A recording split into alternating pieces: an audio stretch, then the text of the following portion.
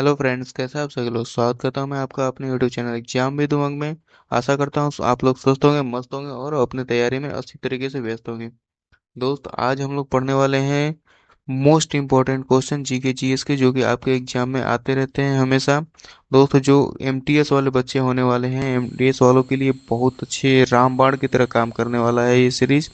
और इस वीडियो को अंत तक आप जरूर देखें, जिससे कि आपका यूपी पुलिस का एग्जाम जो होने वाला है, एमटीएस का एग्जाम जो होने वाला है, एसएससी जीडी का होने वाला है, उसमें आप अच्छे से अच्छे नंबर प्राप्त कर सकें। ये जो सीरीज है लोक नृत्य, त्योहार, खेल, पुरस्कार और पुस्तक लेखन पर आधारित है। और मोस्ट इम्पोर्टेंट इसमें है कि पॉलिटी सबसे ज़्यादा दिया गया है। पॉलिटी के क्वेश्चन इस सीरीज में बहुत ज़्यादा होने वाले हैं, इसलिए आप पूरे के पूरे सीरीज को अच्छी तरीके से देखेंगे, आशा करता हूँ ये। और दोस्त, वीडियो को लाइक और चैनल सब्सक्राइब जरूर करेंगे। दोस्त, न्यू चैनल है, प्लीज़ सपोर्ट कीजिए इससे, जिससे कि हम और भी आपके लिए बहुत अच्छे अच्छे वीडियोस लाएं और अच्छे तरीके से आप तैयारी कर सके। ठीक है दोस्त। और इस चैनल पे कभी भी कोई भी पैसा नहीं लगने वाला है, इसलिए आप जरूर इस चीज़ को सब्सक्राइब कर लें, इस चैनल को। और अपने माइंड में रख लें, कभी भी पैसा नहीं लगेगा, सारा का सारा चीज़ आपको फ्री दिया जाएगा। सीधा आप चलते हैं क्वेश्चन नंबर 1 पे अपने। हमारा जो क्वेश्चन नंबर 1 है आपके सामने है कि संविधान सभा के भाग 3 में वर्णित है, लिखा है कि संविधान सभा के जो भाग 3 है उसमें क्या वर्णित है। पूछ रहा है कि संविधान सभा का जो भाग 3 है उसमें वर्णित है, मतलब क्या वर्णित है, किसका वर्णन किया गया है। मेरे भाई, जो है कि संविधान सभा का भाग 3 है वो मौलिक अधिकार से रिलेटेड है, वो मौलिक अधिकार का वर्णन उसमें किया गया है, इसलिए हमारा ऑप्शन नंबर सी जो है कि राइट हो जाएगा।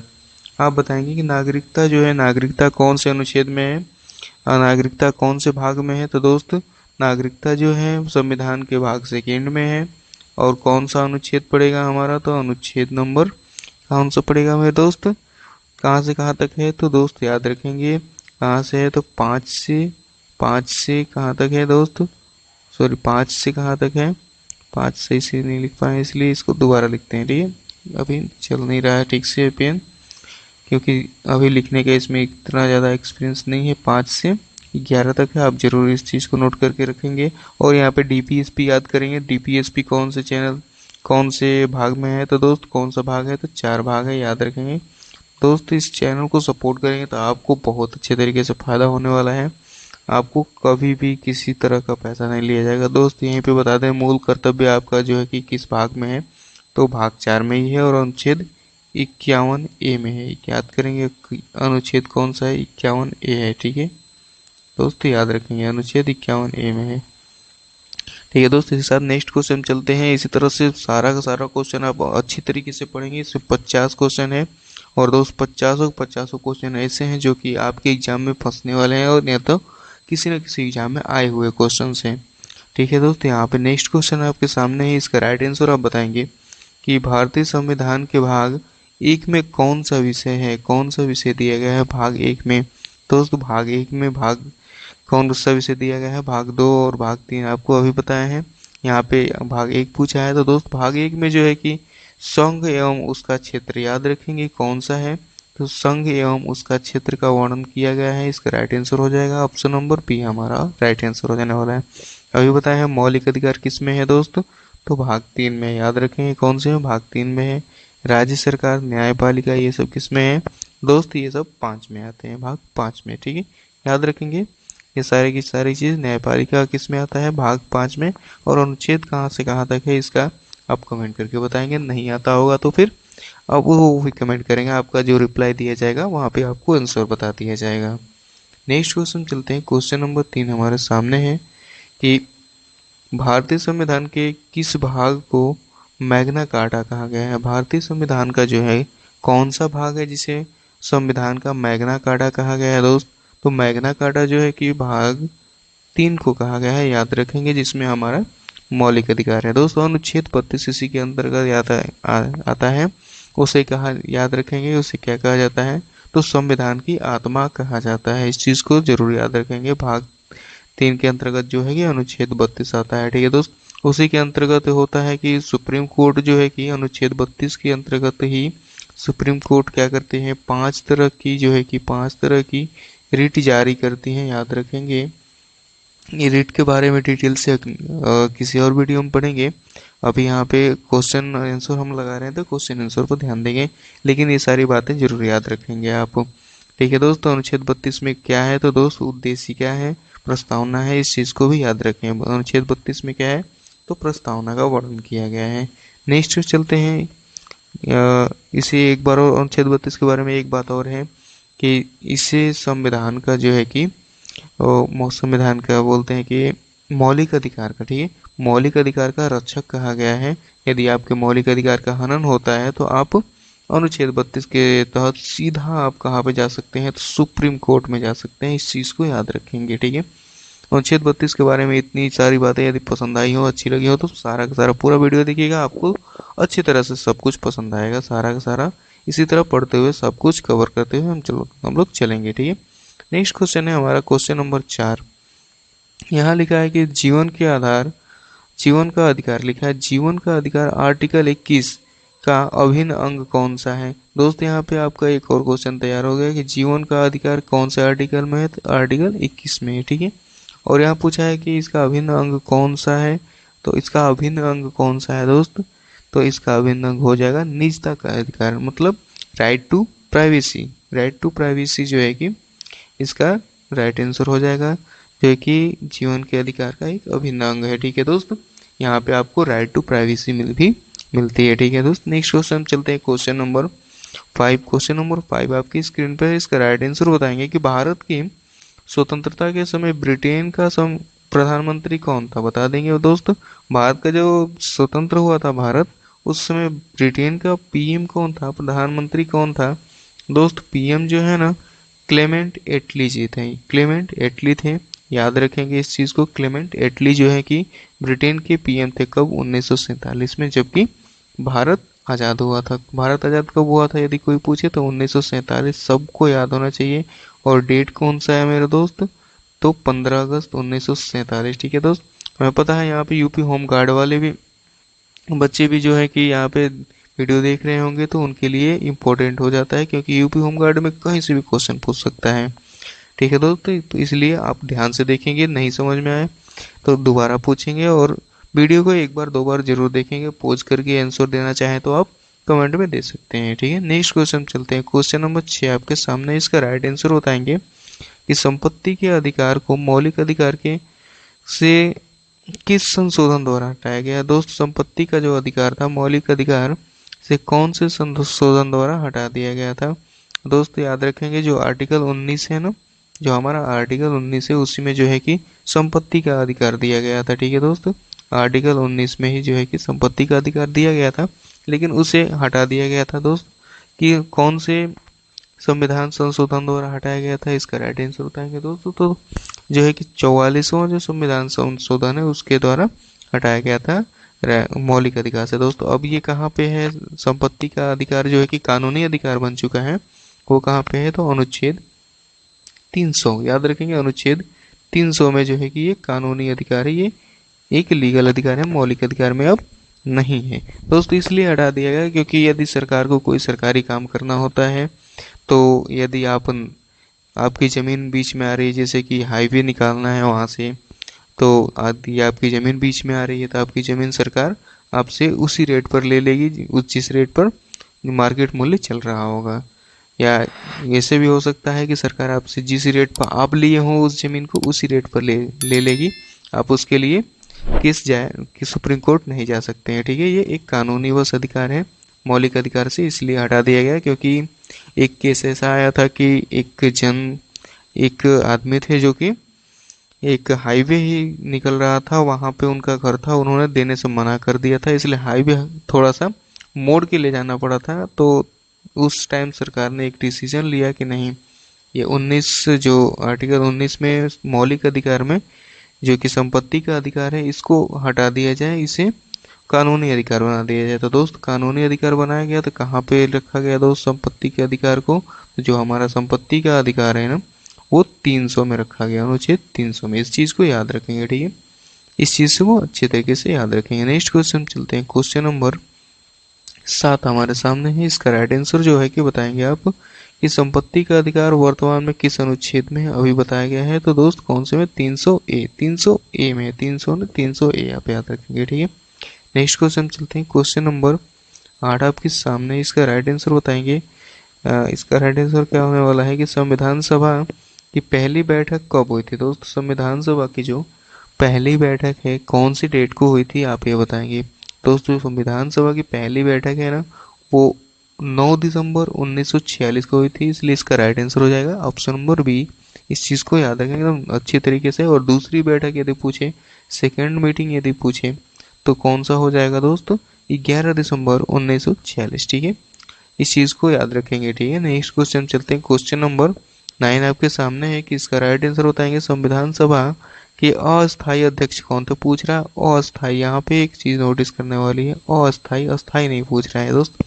तो दोस्त जो अस्थायी अध्यक्ष बनाए गए थे 9 दिसंबर 1946 को, वो सच्चिदानंद सिन्हा थे, याद रखेंगे। सच्चिदानंद सिन्हा को अस्थायी अध्यक्ष बनाया गया था। उसके बाद से 11 दिसंबर 1946 को जो मीटिंग हुई थी, उसमें डॉक्टर राजेंद्र प्रसाद को जो है कि परमानेंट बना दिया गया था, ठीक है दोस्त, अस्थायी अध्यक्ष बना दिया गया था। इस चीज़ को याद रखेंगे, नोट करके रखेंगे अच्छे तरीके से। और यहाँ पे एक और चीज़ दिया है BN राव के बारे में, इसे थोड़ा सा इरेज कर रहे हैं आपका। सच्चिदानंद सिन्हा तो राइट आंसर होंगे। यहाँ पे BN राव के बारे में दिया है, तो इनके बारे में समझ लें।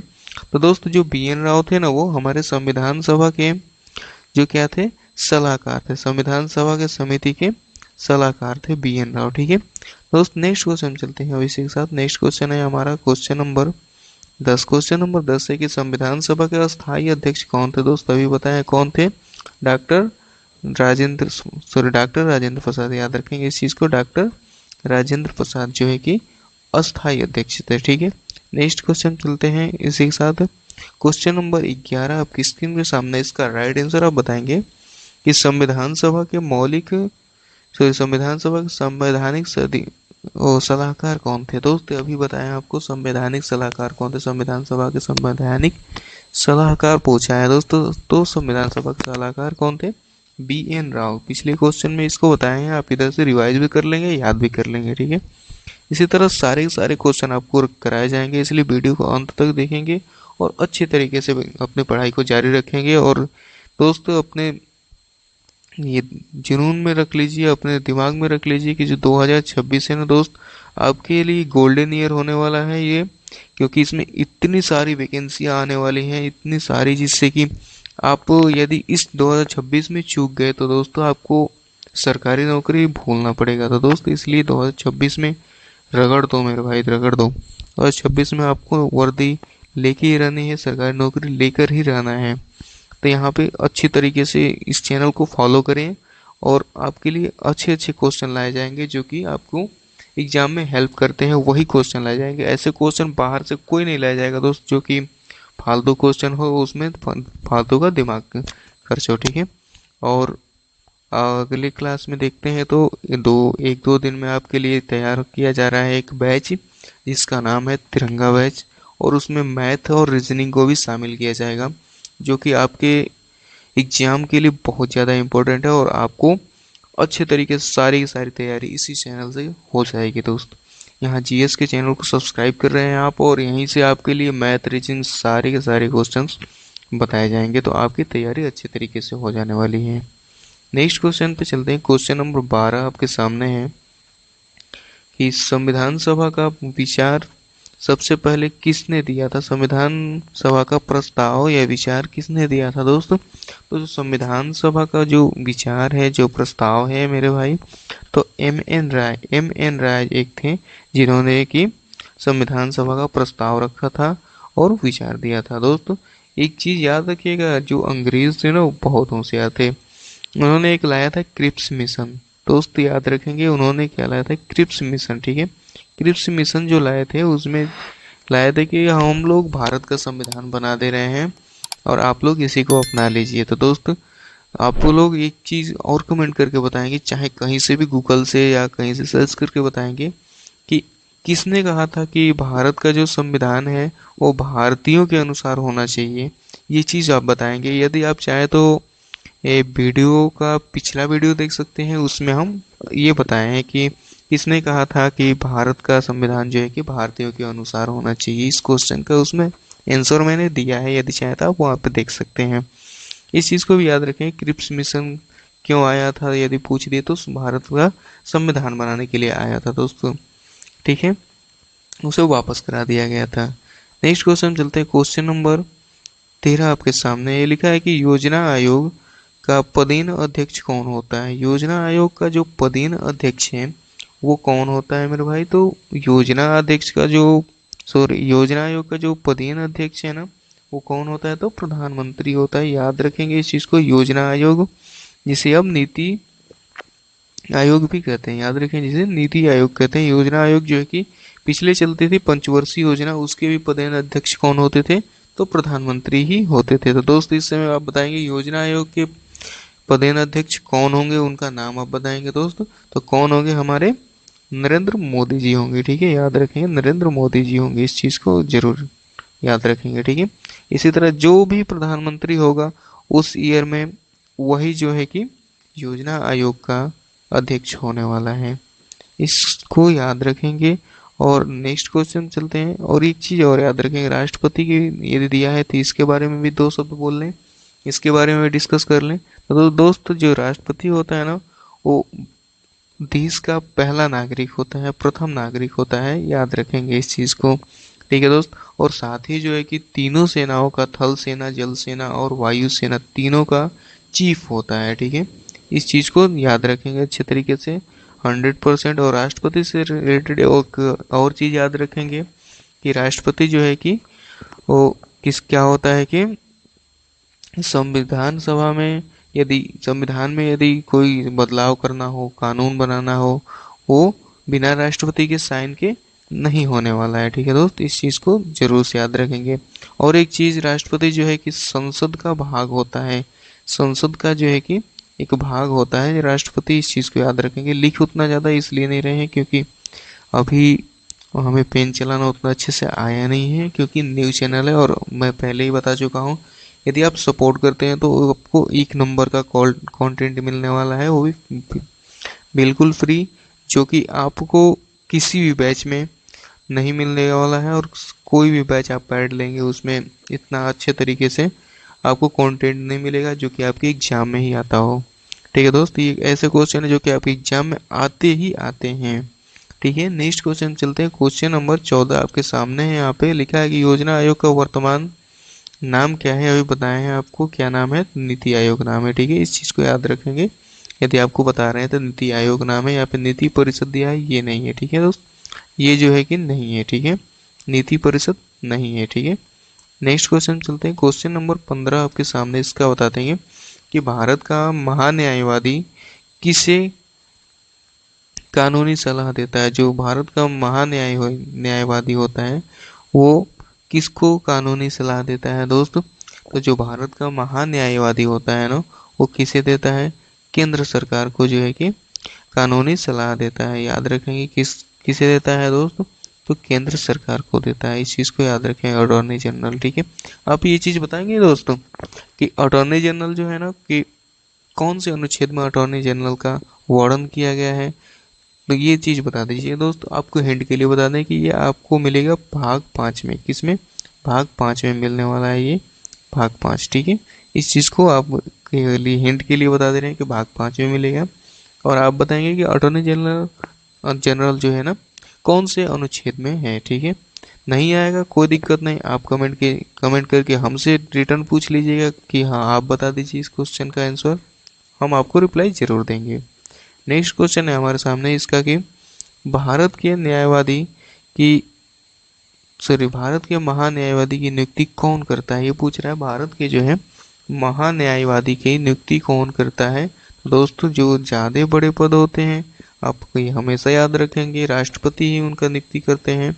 जो केंद्र के पद होते हैं, इस चीज को ऐसे भी याद कर सकते हैं कि जो केंद्र के पद होते हैं उनकी नियुक्ति जो है कि राष्ट्रपति ही करते हैं। और जो राज्य के पद होने वाले हैं वो जो राज्य के पद होते हैं वो उनकी नियुक्ति राज्यपाल करते हैं। इस चीज को याद रखेंगे, अपने माइंड में बैठा लेंगे, जिससे कि यदि पूछे ऐसा क्वेश्चन तो आपको हिंट की तरह ये याद रहे और आप अच्छे तरीके से लगा सकें। जैसे डीएम का है, तो डीएम तो रहता है राज्य में, लेकिन इसकी नियुक्ति कौन करता है? इसकी नियुक्ति करता है राष्ट्रपति। ठीक है, याद रखेंगे इस चीज को, कभी कभार पूछ लेता है इसको ही। ठीक है, नेक्स्ट क्वेश्चन यहाँ पे है, महान्यायवादी की योग्यता किसके समान होती है? बताएंगे महान्यायवादी की जो योग्यता है वो किसके समान होती है दोस्त, या बताएंगे दोस्त? जो महान्यायवादी की योग्यता है ना, वो सर्वोच्च न्यायालय के न्यायाधीश के समान होते हैं। इस चीज को याद रखेंगे। ठीक है दोस्त।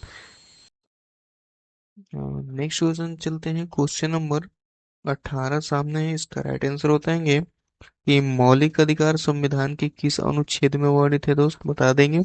जो मौलिक अधिकार है हमारा वो संविधान के कौन से भाग में वर्णित है, ये बताएंगे। अभी स्टार्टिंग में बताए हैं आपको कौन से भाग में है दोस्त, सॉरी कौन से अनुच्छेद में है। भाग तो नहीं पूछ रहा, भाग पहले पूछा था और यहाँ पे अनुच्छेद पूछा है। तो दोस्तों भाग 2 में है, और कहाँ से कहाँ है, तो 12 से 35 है, आप याद रखेंगे। सिर्फ भाग 2 नहीं, भाग 3 है, सॉरी सॉरी यहाँ पे गलती हमसे हुई है, भाग 3 में है, याद रखेंगे इस चीज को।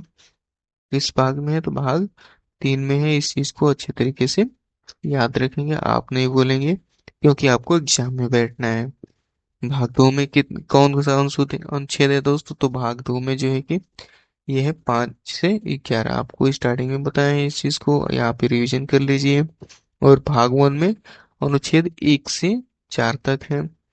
अनुच्छेद 36 से 51 किस में है, तो भाग 4 में है। डीपीएसपी जिसको कहते हैं, इस चीज को याद रखें, भाग 4 में है। ठीक है दोस्त, भाग कौन से में, 4 में है। इस चीज को अच्छे तरीके से याद रखेंगे, डीपीएसपी से कहते हैं। और ये जो है कि मौलिक अधिकार है, ये नागरिकता का अधिकार है। और ये जो पहला है वो भारत के क्या है, संघ के बारे में बताता है। ठीक है, नेक्स्ट क्वेश्चन चलते हैं, क्वेश्चन नंबर 19 आपके सामने, इसका राइट आंसर बताएंगे कि राज्य का वास्तविक कार्यकारी कौन होता है? राज्य का जो वास्तविक कार्यकारी है वो कौन होता है दोस्त? तो दोस्त जो राज्य का वास्तविक कार्यकारी है ना, वो कौन होता है? तो मुख्यमंत्री होता है, सीएम होता है। ठीक है दोस्त, सीएम जो है कि राज्य का मुख्य कार्यकारी होता है। और देश का कौन होता है? यहीं पे देश का कौन होता है, तो पीएम होता है। ठीक है दोस्त, कौन होता है? प्रधानमंत्री होता है। और राष्ट्रपति क्या होता है? सर्वोच्च नागरिक होता है देश का, याद रखेंगे, प्रथम नागरिक होता है। ठीक है, इस इन सारे पदों को जरूर याद रखेंगे, बेसिक नॉलेज है। यदि अभी भी कोई परेशानी आए, कोई दिक्कत आए, तो आप बिना झिझक के आप जरूर कमेंट करके पूछ सकते हैं कि सर इसका मतलब क्या होगा, ये क्या होगा। आपको इंस्टेंट सोल्यूशन दिया जाएगा या किसी शॉर्ट्स बना के आपको जरूर उसको बता दिया जाएगा। यहाँ पे नेक्स्ट क्वेश्चन हमारे सामने है, क्वेश्चन नंबर 20 दोस्त, कि नीति निर्देशक तत्व किस अनुच्छेद में है? दोस्त सपोर्ट कीजिए इस चैनल को, सारे के सारे दोस्तों के साथ जरूर शेयर कीजिए, जितना हो सके शेयर कीजिए, जिससे कि ये वीडियो चलने लगे और चैनल भी स्टार्ट में हो जाए, जिससे कि हम लोग को अच्छे तरीके से मोटिवेशन मिले आपके लिए और अच्छे से वीडियो बनाने में। ठीक है दोस्त, यहाँ पे लिखा है नीति निदेशक तत्व जो है कि किस अनुच्छेद में, अभी आपको होता है अनुच्छेद 36 से 51। ठीक है, डीपीएसपीसी को ही कहा जाता है। ठीक है, नेक्स्ट क्वेश्चन चलते हैं, क्वेश्चन नंबर 21 आपके सामने, इसका राइट आंसर बताएंगे कि समान नागरिक संहिता किस अनुच्छेद से संबंधित है? आप बताइए, समान नागरिक संहिता जो है कि कौन से अनुच्छेद से संबंधित है? इसका राइट आंसर आप कमेंट करेंगे कि समान नागरिक संहिता जो है कि कौन से अनुच्छेद से संबंधित है। दोस्तों इसका राइट आंसर क्या हो जाने वाला है, तो दोस्तों ये हो जाएगा अनुच्छेद 44 में, समान नागरिक संहिता, सिविल कोड जो है कि अनुच्छेद 24 में, सिविल कोड जिसको कहा जाता है, सिविल कोड। ठीक है, सिविल कोड, कोड का डॉट कर दे रहे हैं, आगे समझ लीजिए, सिविल कोड। ठीक है, सिविल कोड जो है कि अनुच्छेद 44 में है। और इसी के साथ नेक्स्ट क्वेश्चन चलते हैं, क्वेश्चन नंबर 22 आपके सामने, इसका राइट आंसर बताएंगे कि निम्न में से कौन राज्य कार्यपालिका का अंग नहीं है? कौन सा राज्य जो है कि कार्यपालिका का अंग नहीं है? दोस्तों ये बहुत ज्यादा इंपॉर्टेंट हो जाने वाला है, लेकिन क्वेश्चन में कुछ डाउट लग रहा है यहाँ पे। यहाँ पे होना चाहिए कि कौन सा जो है कि राज्य के कार्यपालिका का अंग नहीं है। दोस्तों ये अब सही रहेगा, कि कौन सा जो है कि राज्य की कार्यपालिका का अंग नहीं है। तो दोस्तों जो है कि उच्च न्यायालय और उसका मुख्य न्यायाधीश जो है ना, उसको कार्यपालिका का अंग नहीं है, उसके ऊपर कोई दबाव कार्यपालिका से नहीं दिया जा सकता है। वो अपने डिसीजन लेने के लिए स्वतंत्र होते हैं। ठीक है दोस्त, नहीं तो ऐसे तो हमारे देश के नेता को आपको पता ही है कि कहीं भी सोर्स लगा देंगे और कहीं भी कुछ भी करा सकते हैं। बस एक यहाँ पे कोर्ट ही है, जो हाई कोर्ट और सुप्रीम कोर्ट है, जो कि सिक्योर है, वहाँ पे कोई सोर्स वगैरह नहीं लगता है। हमारे देश का जो सुप्रीम कोर्ट है और हाई कोर्ट जो है ना, वो सबसे ज्यादा सेफ है और सबसे अधिक जो है कि अच्छे तरीके से विश्वास करने योग्य है, और उसी के कारण जो है कि देश चलता है। और ठीक है, नेक्स्ट क्वेश्चन चलते हैं। क्वेश्चन नंबर 23 आपके सामने, इसका राइट आंसर बता देंगे कि संवैधानिक उपचार का अधिकार किस अनुच्छेद में है? दोस्तों ये बहुत इंपॉर्टेंट क्वेश्चन है, बहुत ही अच्छा क्वेश्चन है। संवैधानिक उपचार अनुच्छेद 32 के बारे में आपको उतना सारा बात बताया है ना, आप यहीं पे देख लीजिए अनुच्छेद, ये भी अनुच्छेद 32 का ही है। ठीक है ना दोस्त, याद रखें संवैधानिक उपचार। रीट कितने तरह की होती हैं दोस्त? तो जो रीट होती है 5 तरह की होती हैं, ये भी बताए हैं आपको पीछे। रीट जो है कि 5 तरह की होती हैं, और कौन जारी कर सकता है अनुच्छेद 32 के तहत रीट जो है कि? तो सुप्रीम कोर्ट ही कर सकता है रीट को जो है कि जारी कर सकता है। कौन कौन सी रीट होती हैं, इन सारे के बारे में आपको नॉलेज होना चाहिए। और संविधान की आत्मा किसने कहा था अनुच्छेद 32 को? तो बी आर अम्बेडकर ने कहा था। दोस्त याद रखेंगे, बी आर अम्बेडकर ने कहा था, संविधान की आत्मा कहा था। यदि आपके मौलिक अधिकारों का हनन होता है तो आपका किसके अंतर्गत जा सकते हैं? Supreme court. तो यहाँ अनुच्छेद 32 के अंतर्गत ही आप जा सकते हैं सुप्रीम कोर्ट। ठीक है, इस चीज को अच्छी तरीके से याद रखें। जो अनुच्छेद 32 जो है ना, बहुत ज्यादा इम्पोर्टेंट है दोस्त, याद रखेंगे इस चीज को। और यहाँ पे अनुच्छेद 19 है, यहीं पे तो अनुच्छेद 19 के भी बारे में दो दो अच्छा सुन लीजिए। ये अनुच्छेद 19 से स्वतंत्रता का अधिकार है। आपके पास घूमने का, रहने का, भाषण देने का, पढ़ाने का, भीड़ इकट्ठी करने का, कहीं भी जाने का स्वतंत्रता है। लेकिन उसी साथ यहाँ पे 19 के बाद 21 है, ये जीवन का अधिकार है। यहाँ पे एक चीज को रिस्ट्रिक्ट कर दिया गया कि आपको एक प्राइवेसी का अधिकार दिया गया है, राइट टू प्राइवेसी। क्योंकि दोस्त आपको कहीं भी जाने का अधिकार तो है, लेकिन आप किसी के बेडरूम में थोड़ा नहीं घुस जाएंगे उसके बिना परमिशन के, किसी के घर में तो जा नहीं सकते बिना उसकी परमिशन के। तो दोस्त ये है राइट टू प्राइवेसी, वो उसका अधिकार है। ठीक है, और आपके घर में आपको भी अच्छा नहीं लगेगा यदि कोई बिना आपके परमिशन के आ जाए तो यहाँ पे इस चीज को अच्छी तरीके से ध्यान रखा गया है। और यहीं पे 19 में सारी तरह की स्वतंत्रताएं दी गई हैं, लेकिन जो चीज नहीं होना चाहिए तो वहाँ पे 21 में भी बता दिया गया है कि ये चीज नहीं होना चाहिए दोस्त। और नेक्स्ट क्वेश्चन चलते हैं, क्वेश्चन नंबर 24 पे चलते हैं। ये क्या है? इस संविधान का हृदय और आत्मा किससे कहा गया है? लीजिए, संविधान का हृदय और आत्मा किससे कहा गया है? अभी बताया गया है, अनुच्छेद 32 को ही कहा गया है। ठीक है, नेक्स्ट क्वेश्चन एक और चल देते हैं। क्वेश्चन नंबर 25 यहाँ पे है, अनुच्छेद 32 के अंतर्गत कौन कौन सी कौन रीट जारी कर सकता है? यहाँ पे लिखा कौन जो है कि रीट जारी कर सकता है, अभी पता है। तो दोस्त केवल सुप्रीम कोर्ट ही जारी कर सकता है। हाई कोर्ट किसके अंतर्गत जारी करता है दोस्त? हाई कोर्ट इसके अंतर्गत तो जारी नहीं कर सकता है। कौन जारी कर? तो सुप्रीम कोर्ट के अंतर्गत कौन, सुप्रीम कोर्ट जो है किसके अंतर्गत रीट जारी करता है? तो अनुच्छेद 32 के तहत। दोस्त यहाँ पे 25 क्वेश्चन हमारे कंप्लीट हो चुके हैं, और वीडियो ज़्यादा लंबी ना हो इसके लिए हम इसका नेक्स्ट पार्ट में इसको डिस्कस करेंगे दोस्त। इसके लिए हम नेक्स्ट पार्ट में डिस्कस करेंगे, और नेक्स्ट पार्ट जो है कि आपको मिल जाएगा अगले दिन। ठीक है, नेक्स्ट पार्ट 2 यहाँ पे मिल जाने वाला है, पार्ट 2। ठीक है दोस्त, पार्ट 2 में जो है कि सारा का सारा क्वेश्चन 50 के 50 क्वेश्चन जो है कि यहाँ पे देखिए 50 क्वेश्चन आपके सामने है, 50 क्वेश्चन जो कि डिस्कस करेंगे क्वेश्चन नंबर 26 से जो है कि नेक्स्ट पार्ट में। तो दोस्त तैयार रहिएगा, और पीछे का सारा जो है कि रिवीजन करके आइएगा। यहाँ पे 50 क्वेश्चन है। लीजिए 50वां क्वेश्चन यहीं पे स्क्रीन पे आ गया, तो इसको अभी लगा देते हैं। संविधान का सर्वोच्च रक्षक किसे कहा जाता है? संविधान का सर्वोच्च रक्षक जो है था उस वो भी जो है कि सुप्रीम कोर्ट ही है, ठीक है। संविधान का जो सर्वोच्च रक्षक है वो भी सुप्रीम कोर्ट है। इतनी आसानी से थोड़ी नहीं संविधान बदल देंगे दोस्त। कहते हैं ना हम संविधान बदल देंगे, लेकिन संविधान नहीं बदल देंगे, इतनी आसानी से थोड़ी नहीं बदल देंगे संविधान। और आसानी से क्या क्या बदल ही नहीं सकते हैं। हाँ, संशोधन कर सकते हैं। तो संशोधन के लिए आप बता दीजिए कि कौन सा अनुच्छेद है। तो अनुच्छेद 368 याद रखेंगे इस चीज को भी। 368 के अंतर्गत एक संविधान में संशोधन तो कर सकते हैं, लेकिन संविधान हटाने की जहां तक बात है, नहीं हट सकता है दोस्त। जो मूल ढांचा है वो नहीं हट सकता है। कैसे हटेगा दोस्त? वो तो लॉक कर दिया गया है ना। कौन से केस में लॉक किया गया था दोस्त? ये बताएंगे आप कौन सा केस था, इस चीज को बताएंगे, ठीक है दोस्त। और ये भी याद रखेंगे, मूल ढांचा जो हमारा प्रस्तावना है ना, वो लॉक किया गया है, उसमें कोई संशोधन नहीं किया जा सकता है। उसमें कितनी बार संशोधन हुआ था? सिर्फ एक बार हुआ है, याद रखेंगे उस चीज को भी। सिर्फ एक बार ही हुआ है। और अगला डिस्कशन अगले ही पार्ट में करेंगे, क्योंकि अब वीडियो ज़्यादा लंबी हो जाएगी। तो आपके दिमाग से हो सकता है कि कुछ बातें निकल जाएं।